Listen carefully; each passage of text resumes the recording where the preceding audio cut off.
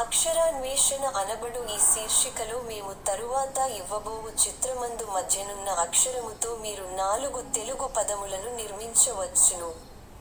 అందులకు కావలసిన ఆధారములు చిత్రమునకు ఇరువైపులా తెలుగు మరియు ఇంగ్లీష్ భాషలలో ఇవ్వబడియున్నవి.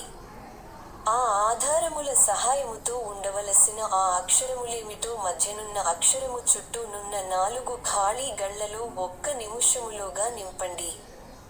ఒకవేళ ఆ కాల వ్యవధిలోగా ఖాళీలను నింపలేక పోయిన ఎడల 1 నిముషము తదనంతరము ఆ సమాధానము లేమిటో మేమివ్వగలము.